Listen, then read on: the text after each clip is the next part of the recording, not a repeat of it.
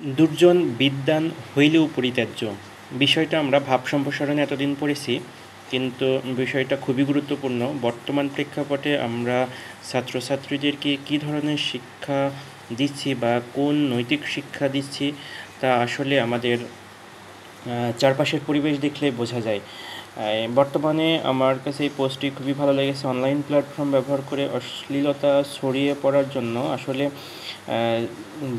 সামান্য কিছু ঘটনা বা একটু বিষয়গুলি অনেক গুরুত্বপূর্ণ। এই বিষয়টিতে আমরা যদি এখনই সচেতন না হই, তবে সামনে হয়তো বা আমাদের পরবর্তী প্রজন্ম বা পরবর্তী যেই ভবিষ্যৎ যারা এই পথে আসবে তাদের জন্য প্রতিবন্ধকতা তৈরি হয়ে যাবে।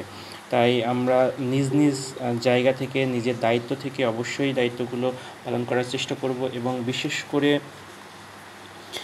যে সমস্ত বিষয়গুলো আমাদের সামাজিক প্রেক্ষাপটে সমস্যার তৈরি করে, সে সমস্ত বিষয়গুলো সম্পর্কে আমরা একটু আগে থেকেই সচেতন থাকার চেষ্টা করব।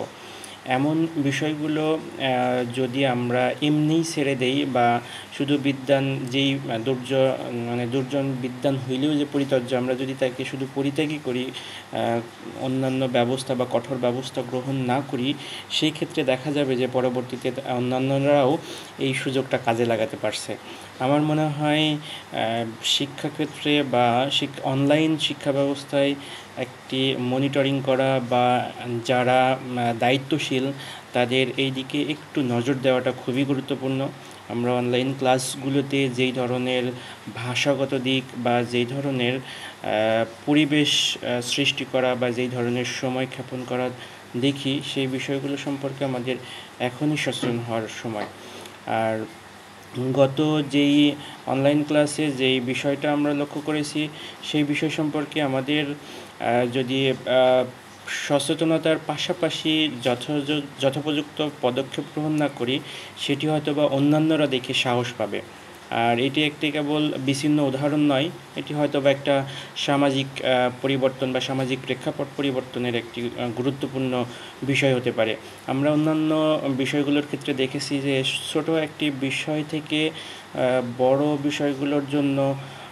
বিষয়ের জন্য তৈরি হচ্ছে, আর ছোট ছোট এরকম পদক্ষেপের মাধ্যমে দেখা যাচ্ছে যে বড় কোনো দিকে অগ্রসর হচ্ছে। তো অনলাইনে বর্তমান সময়ে অন্যান্য সময়ের চাইতে, বিশেষ করে পরীক্ষা চলাকালীন সময়ে অনেক শিক্ষার্থী যুক্ত থাকে, এবং শিক্ষার্থীর পাশাপাশি তাদের ছোট ছোট ছাত্রছাত্রীরা বা ছোট ছোট ভাই বোন, পাশাপাশি তাদের অভিভাবকরা অনেক সময় যুক্ত থাকে। আর এই দিকে সুন্দর ও সুষ্ঠু পরিবেশ নিশ্চিত করা অবশ্যই একটি দায়িত্বশীল বা যারা দায়িত্ব নিয়ে এই সমস্ত ক্লাসগুলো করায় বা যাদের মাধ্যমে ক্লাসগুলো হয়, তাদেরকে এই বিষয়গুলো সম্পর্কে আরও বেশি সচেতন হতে হবে। ধন্যবাদ ভিডিওটি দেখার জন্য। আসসালামু আলাইকুম।